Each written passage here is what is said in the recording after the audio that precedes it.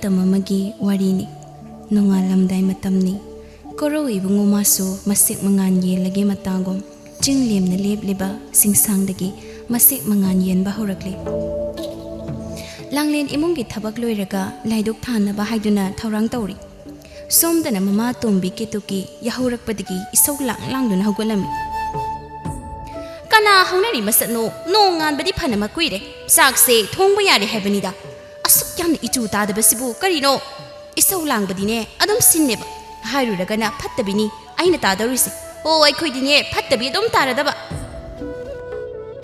mahaki mapuraiba kunjoso isawado taba ngamlaktaduna yahurakle hai nongalakpaga karino nangna kuwak sadana sukyamni saulanglibase nangdi nganta hogolaga sakse thongkatpa yadabra angang sina honaribase nongmate mating pangsingedi haide ngangdoiga isau langduga nang hendi hanmalabani ko nongma soidrabani agi khutta ketukina aina haizabaduni phattabase aina dom tadonina isase khara nungaitabagi aduk haibani ho haizararoi aikhoide atombinina ne kanana mawa lobini haibage haiduna phat lauramaga jangkhirami kunzo hairiba nupa se nupina khara ngamtak leiba nupa oirami mahaki nupi ahalado manung matam sadana leikhidabadagi ketuki si mahaki nupi oina lauduna leiminakhibani nupi ahangi masa nupi asni langlen hairibase ketuki mamitta masa uramde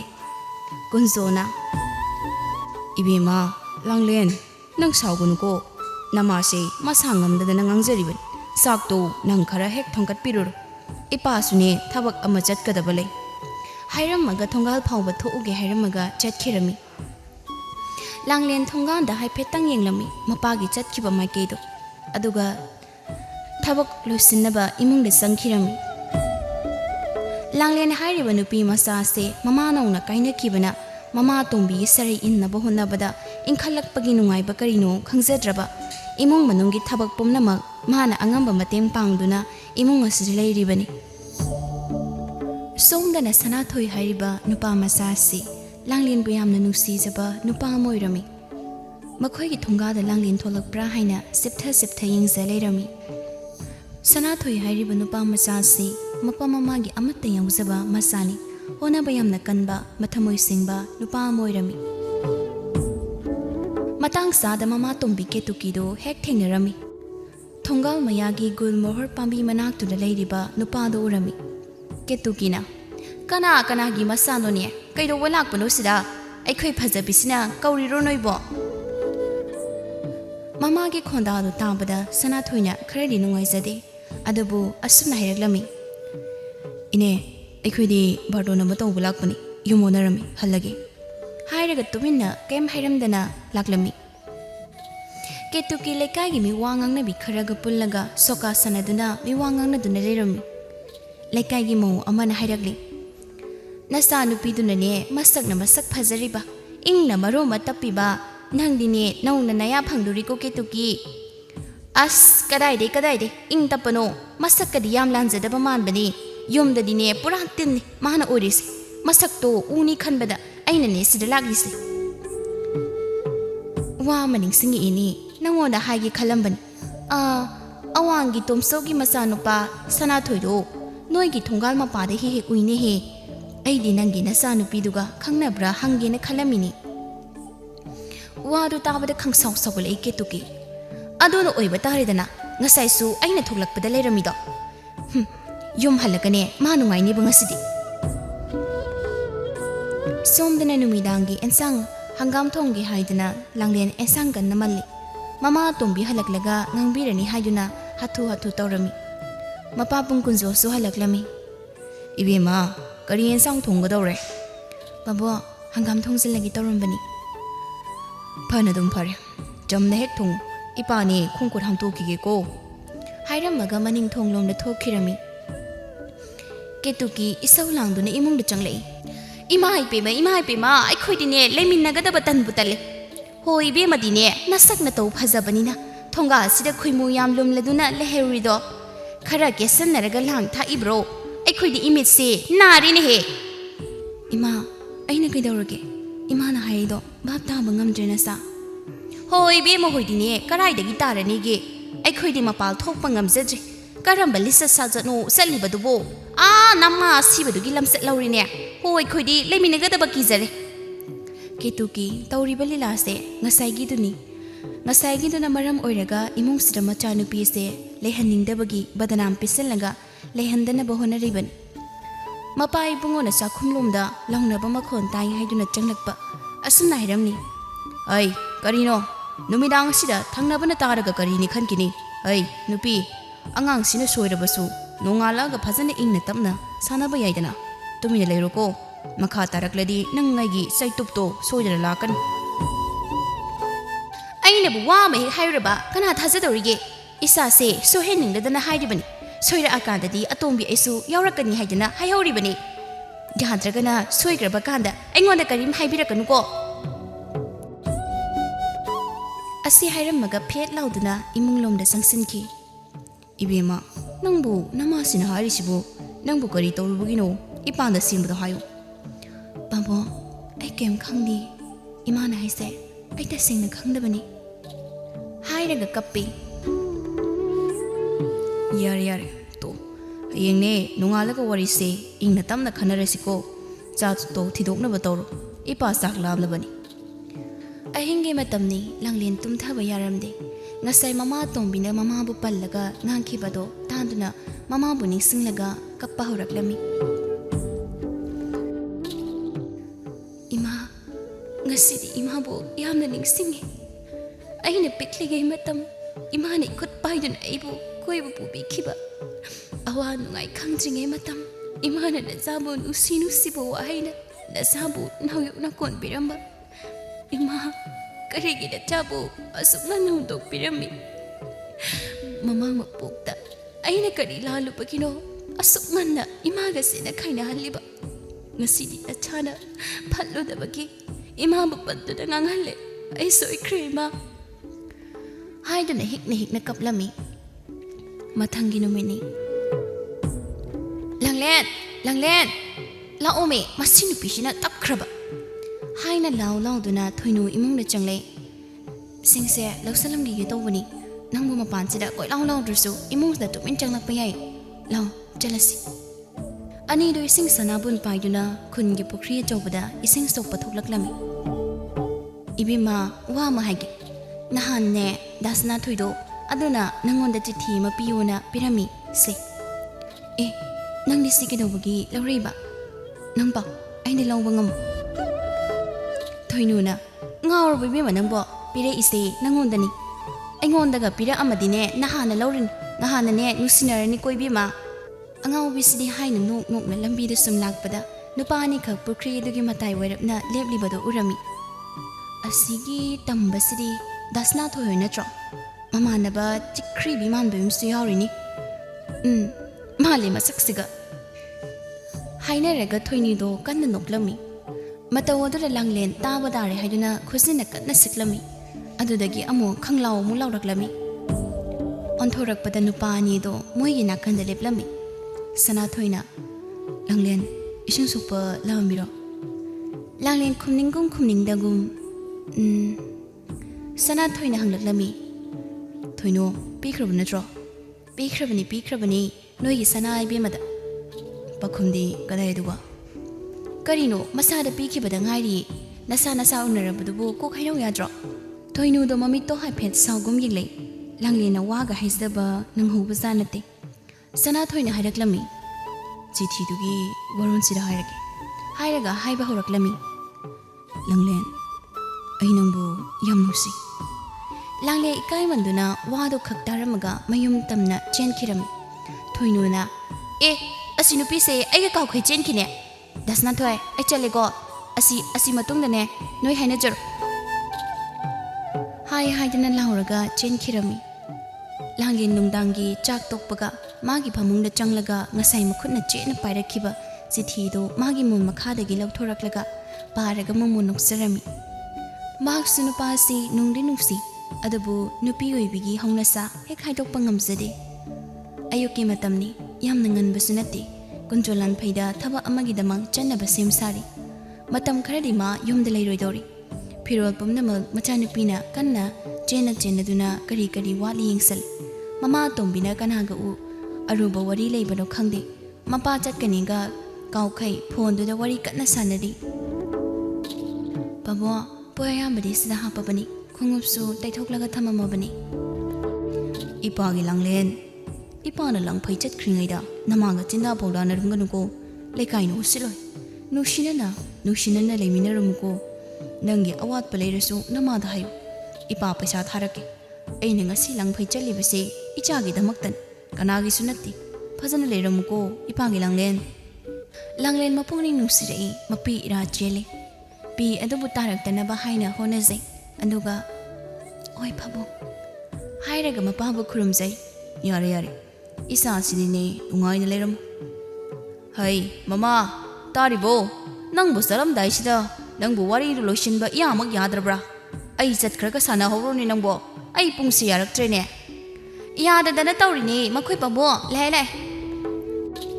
Hai angangsiga phajana leiminaramuko awat apa paisa nusagi leiradi hairo aine lukhoida paisa tharake. Ai chalukige ko mapana chatkibagi maike yengse.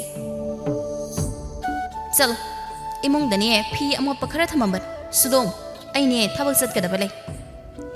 Wakhanda momo nokse mahaki mapuri balai tringai magi aningba pamba pumnamak pangthokpa yarani khanduna. Ketuki amadi mahaki kangbu duga thambau hoida laklami. Thambau hairiba nupa se loyam chaba khundugi paisa paibada maming chaliba nupa amani. Ibungo thambau aikhoi lakline thoklo o. Itai mekhoi lakbiri somda leksanbiro. Kadai puthoro o haurasine. Soka sana mausingduna hairaklami. Ibungo nangsu pakhang oibadi makuire. Lohongbadi matam oidribro nupi leitrabo nangbo. Itaima leitaba mayaw torin. Yumban paisidabu nupi mari changdro. Nupido leitadana torin.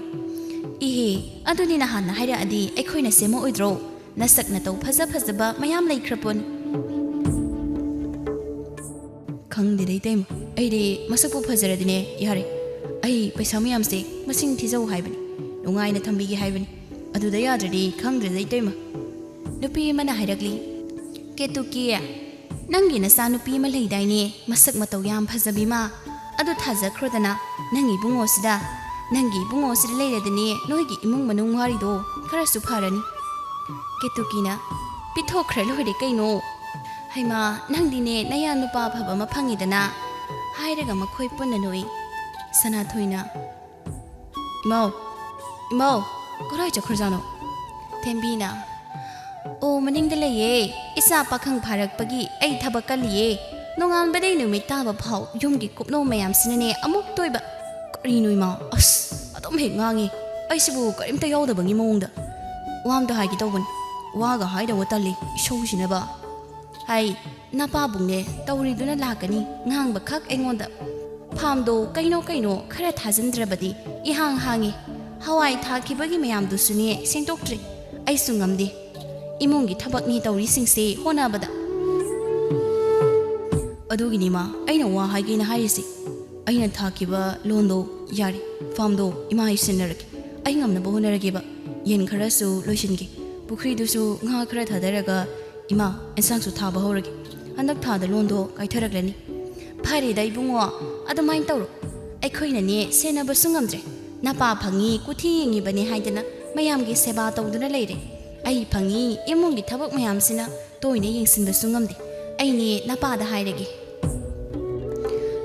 kaithel chanaba haidana somda loisili langlen mana sabu phido yolugi haina kanna thopi ima ai kaiden phawle chalugi phi singsu piramgi ima kari chaninge kari leiroge Yarani ibema karim sajiningdi aine nganna halauko nasana khangna chal thoyu bo horuraga kaithenda laklami purit leigi haidada purin yomfamda laklami langlen si phajadra nangondam paksani nangi kusuga ngore silei bema burulai khurambu sukuidre siletnaba laphula yon masuni mukagi phina mali patak tawba sabanduda litpada onthokna sunagadaba mali Ine simbo kayano sisilaw krage Ibima, lupa sahum yang kain, sahum kakta piram, kulang kan.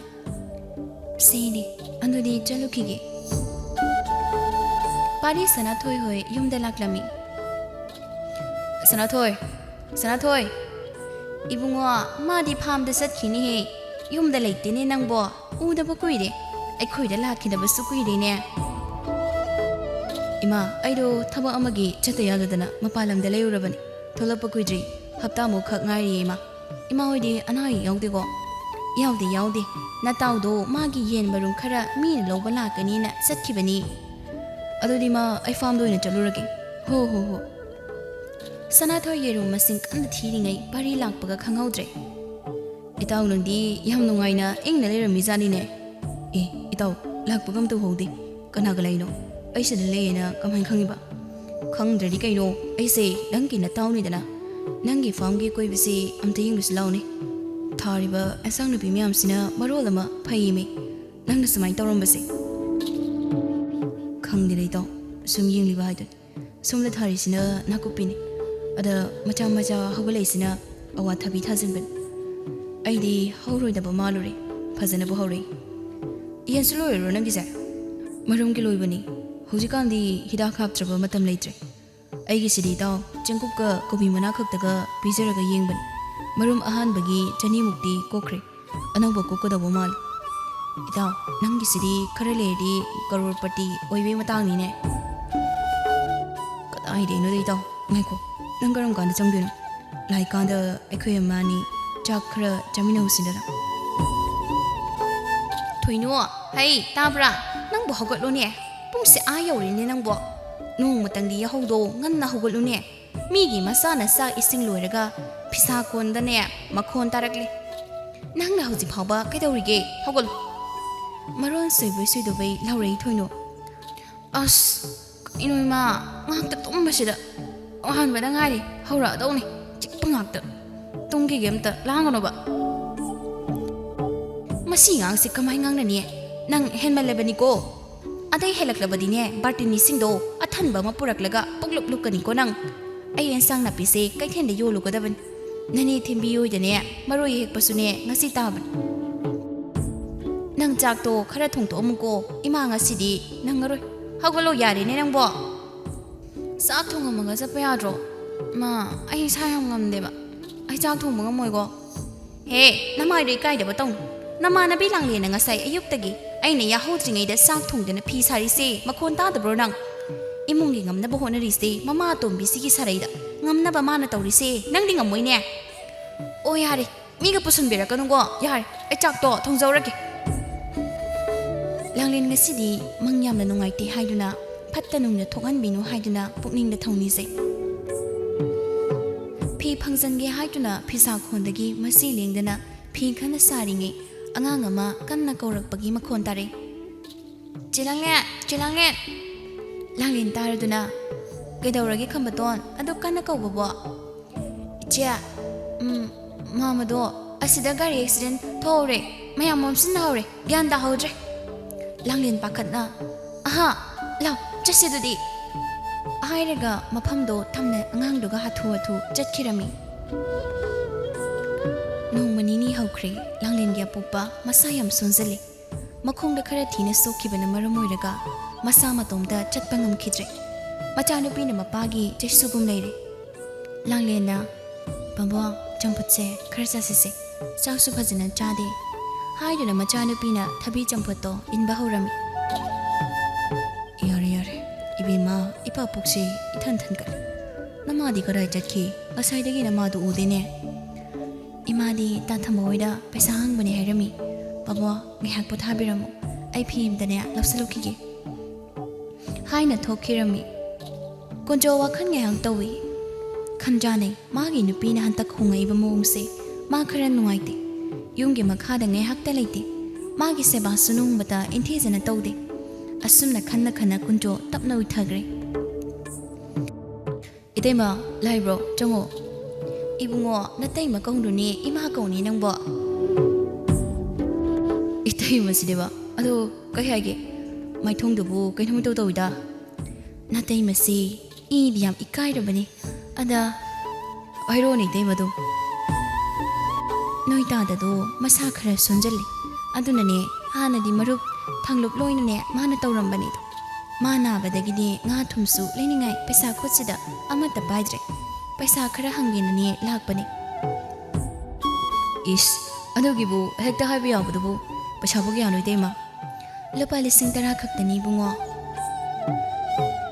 subu surungadra khangde sei dema surame aise sangaba ma chatkena tawramban isa nupido aina nang unanaba amta singe tawban hai nangsu ai khoi daga ne khara lang khotana tawne sa langa thakminanaba hoi dema ai sangakanda laki sangdana tawrini nongu sojana laki namidangi matamni mapadi masa sonbanina jangan jaraga nganta pathan khre mama tombi ga langlenga khaktangai hori ensang no sogri ma kang homaga thonglami mama tombi gi sakri horaklami ensang ni na sibu kari khuthongno thomsu chami kang hangni na tawrisina kari no ngori basibo onthok na sahauze khijeda kamai na thongi ensang no khangde ne ima ensang liram dadana yana thongjan khre thausyam liram dabuda ngaya ba mani lehori sahalori ma sazaning de sidana bane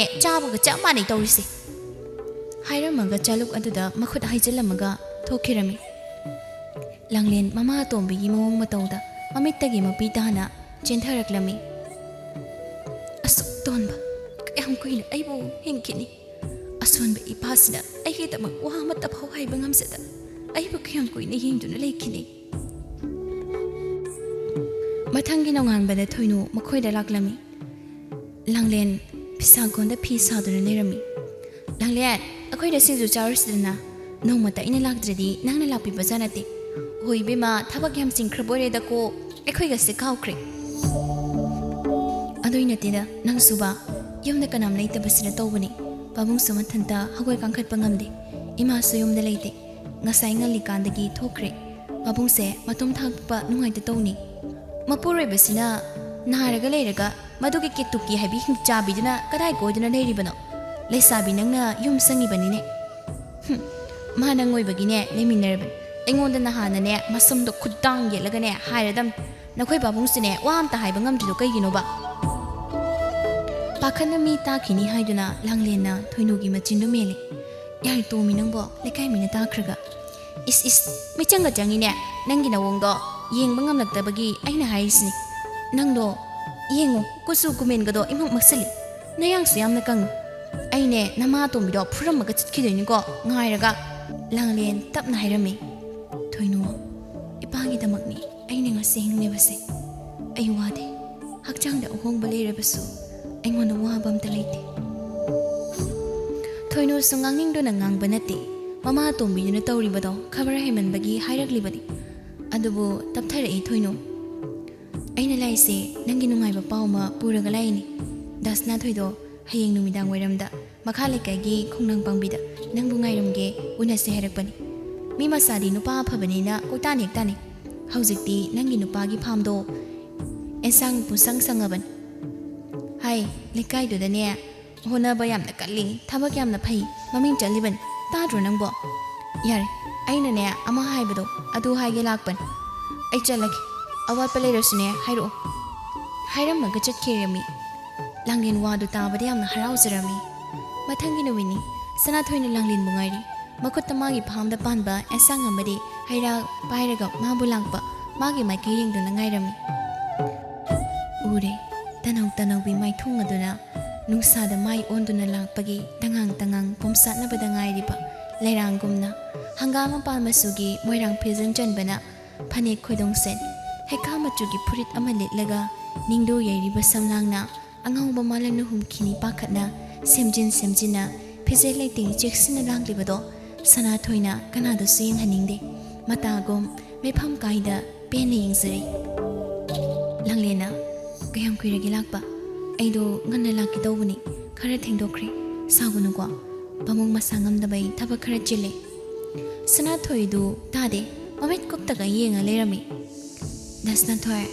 dasna thoi khangkau kau butu da khapre khangna khumi kari haiba sagunu haiba saudeda aidi nanginakta makeup amatang la diar ꯌꯨꯝꯗ ꯆꯠꯂꯁꯤ ꯅꯪ ꯌꯥꯗꯦꯗꯣ ꯁꯣꯝꯗꯅ ꯏꯃꯥꯅ ꯃꯨ ꯄꯨꯁꯤꯜꯂꯣꯅ ꯈꯥꯡ ꯂꯥꯛ ꯉꯝꯗ꯭ꯔꯦ ꯑꯩꯕꯨ ꯀꯔꯤ ꯀꯨꯝꯃꯣ ꯍꯥꯏꯕꯅꯣ ꯏꯃꯥꯗ ꯅꯪ ꯈꯤꯇꯪꯗꯤ ꯈꯪꯕ ꯌꯥꯕꯅꯤ ꯂꯥꯡꯂꯦꯟ ꯃꯊ꯭ꯋꯥꯏ ꯅꯨꯡꯉꯥꯏꯖꯗꯦ ꯏꯀꯥꯏꯔꯞ ꯇꯧꯅ ꯍꯥꯏꯔꯛꯂꯤ ꯑꯩꯈꯣꯏ ꯏꯃꯨꯡꯒꯤ ꯐꯤꯕꯝꯁꯤ ꯈꯔ ꯁꯨꯏ ꯄꯥꯕꯨꯡ ꯅꯥꯕꯩ ꯄꯩꯁꯥꯁꯨ ꯌꯥꯝ ꯄꯨꯊꯔꯦ ꯑꯩꯅ ꯐꯤ ꯇꯦꯛ ꯇꯦꯛ ꯁꯥꯕꯁꯤꯗ ꯑꯣꯏꯕ ꯌꯥꯕ ꯅꯠꯇꯦ ꯃꯇꯝ ꯈꯖꯤꯛ ꯉꯥꯏꯕꯤꯈꯣ ꯍꯣꯏꯗ ꯑꯩꯁꯨ ꯈꯪꯉꯤ ꯍꯥꯏꯔꯒ ꯂꯥꯡꯂꯦꯟꯒꯤ ꯇꯍꯤꯡ ꯇꯍꯤꯡꯕ ꯈꯨꯠꯁꯥꯗꯣ ꯆꯦꯟꯅ ꯄꯥꯏꯁꯤꯜꯂꯦ ꯑꯗꯨꯒ ꯍꯥꯏꯔꯦ ꯅꯪꯅ ꯋꯥꯕꯗꯣ ꯎꯕꯗ ꯑꯩꯅ ꯍꯦꯟꯅ ꯋꯥꯏ ꯅꯪꯅ ꯋꯥꯒꯗꯕ ꯑꯣꯏꯔꯗꯤ ꯑꯩ ꯉꯥꯏꯒꯦ ꯅꯪꯅ ꯉꯥꯏꯌꯣ ꯍꯥꯏꯕ ꯃꯇꯝ ꯐꯥꯎ ꯑꯗꯣ ꯄꯥꯕꯨꯡꯕꯨ ꯃꯁꯥ ꯈꯔ ꯐꯔꯕꯣ ꯀꯃꯥꯏꯅ ꯇꯧꯔꯒꯦ ꯃꯥꯅ ꯆꯥꯕ ꯌꯥꯕ ꯑꯦꯟꯁꯥꯡ ꯈꯔꯁꯨ ꯄꯨꯔꯛꯄꯅꯤ ꯏꯃꯥꯅ ꯄꯨꯕꯤꯈꯣꯅꯁꯨ ꯀꯃꯥꯏꯅ ꯇꯧꯔꯒꯦ ꯍꯪꯕꯤꯌꯣꯅ ꯌꯨꯝꯗ ꯂꯩꯐꯝ ꯑꯝꯇ ꯈꯪꯕꯖꯥꯠ ꯅꯠꯇꯦ ꯂꯥꯡꯂꯦꯟ ꯏꯀꯥꯏꯅ ꯌꯦꯡꯂꯒ ꯈꯨꯠꯁꯦ ꯍꯥꯏꯔꯛꯂꯝꯃꯤ ꯁꯅꯥꯊꯣꯏꯁꯨ ꯏꯀꯥꯏꯕꯣꯏ ꯀꯩꯕꯣꯏ ꯈꯪꯊꯥ ꯊꯥꯗꯣꯛꯑꯝꯃꯤ ꯄꯥꯕꯨꯡꯗꯤꯅꯦ ꯃꯁꯥ ꯏꯐ ꯐꯒꯠꯄ ꯑꯣꯏꯗꯦ ꯈꯪꯗꯦ ꯑꯩꯁꯨ ꯀꯩ ꯍꯥꯏꯗꯣꯏꯅꯣ ꯐꯔꯛꯀꯅꯤꯗ ꯌꯥꯝ ꯍꯦꯟꯅ ꯈꯟꯖꯜꯂꯨꯅꯨ ꯑꯋꯥꯠ ꯑꯄꯥ ꯂꯩꯔꯁꯨꯅꯦ ꯑꯩꯉꯣꯟꯗ ꯑꯗꯨꯝ ꯍꯥꯏꯔꯛꯑꯣ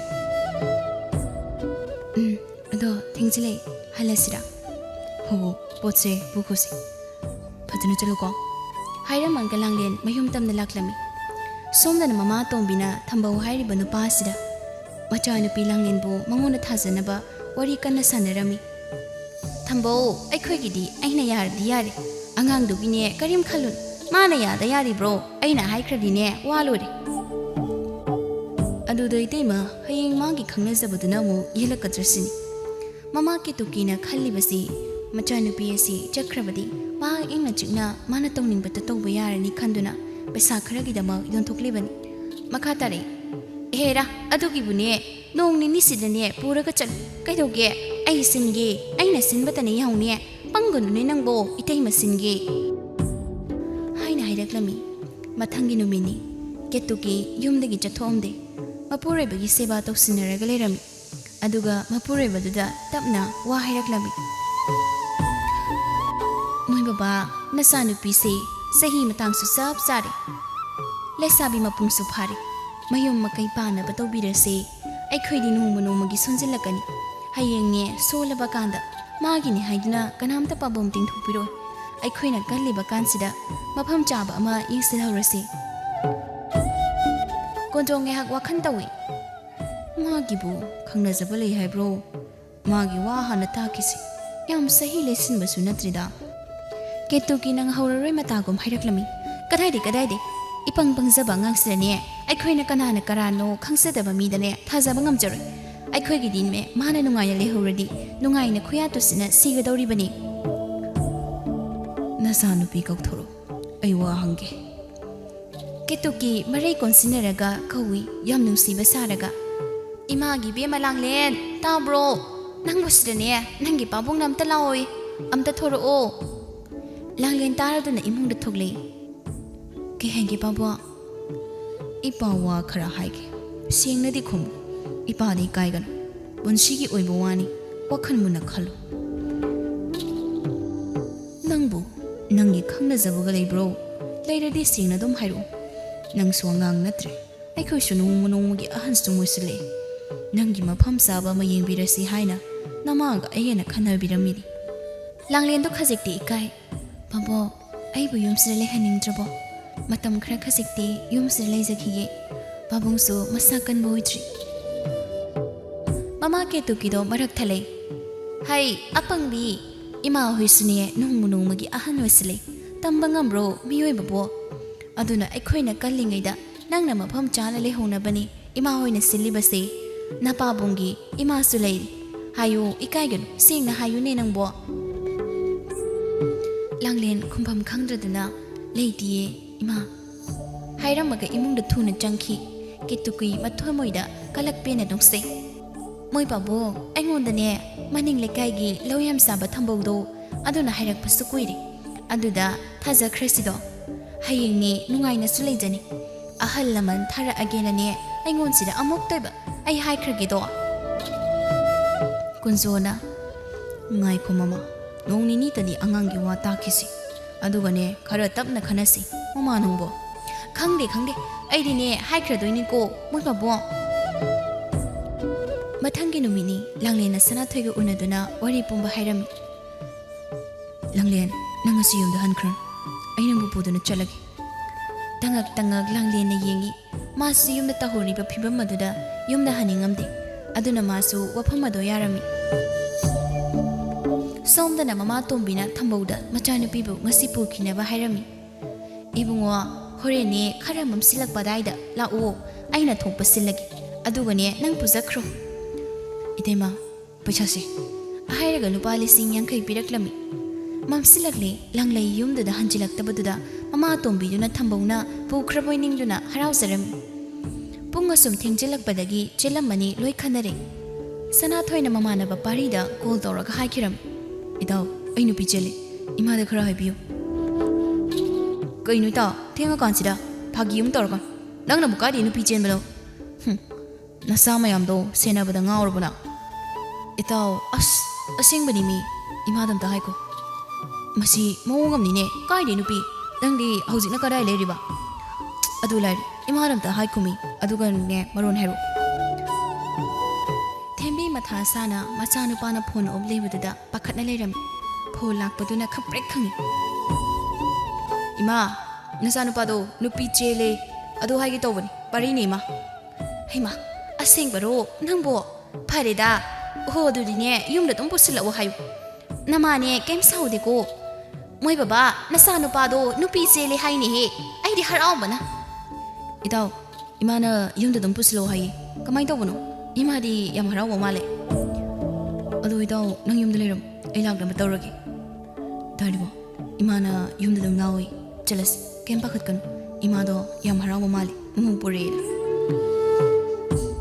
Sanathoina Langlen yumda purakpada mama mapa amadi mandum sakhoi yamna harauna ngaiduna leirambudu ubada Sanathoi momonok serem gari dagi Langlen kumtharakpadu ubada mandom sana hana gausili jango ibema kahimta koiganu ko napa bungse hana khoiram adugane namasuni amu khoiram yumgi lainam thosune khoiram musi mama ibema thembi mamonu bigi masak ubada pungau he ngaubudo oikri Ningdu yairi basamlang duga nupi ubigi phibamurti chapchari bado ubada masa nupi yauzada bamade masa nupi magni khanba hegnung sire mapai bungo masu mamogi chinglem bado ubada kayadi nusine yingje ibema se phiron se hongtoksi komla masugi amuba masuna moirang phisan hakpa sut ama puthore Langlen phi hongtokpa loiranga mamagi nakta mukum thare Mamau nupi tanaurabi kusududa onthongna bupak sakre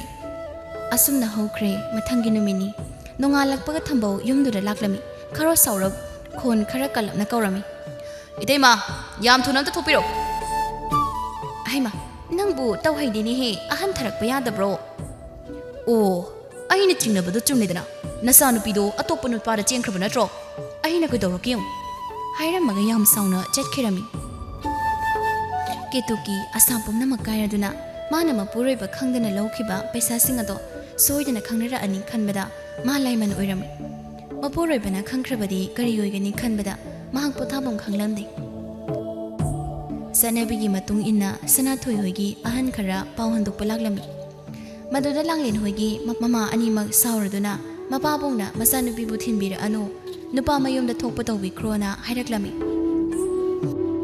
Madudagi Sanathoi hoigi imungna Langlen amadi Sanathoiga luhongminanabagi damak thabana phaba mayengduna luhongnaba haiduna khanarami matamna sum haukhibana chahi ama helakle Langlen imungdusu yam nungaina yomdagi ningol gumlerami manimpoknasu machagom luna chana tawbirami Sanathoi su kanna honaduna lam khara leiduna hanadagi amukhena chawba phama masu tawrami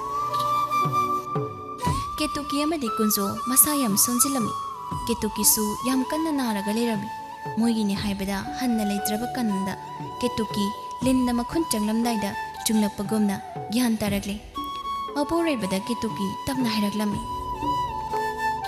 aina phaludabagini ngasi waribasi aina apokpa ichanati haidura ai ipok thoki ichagom aina nusiba ngamlutabani ngasi aina maram oiraka Nangsu punna waminareko asuk solaba matamsida aikhoigini haibada kanamda song thopiraktre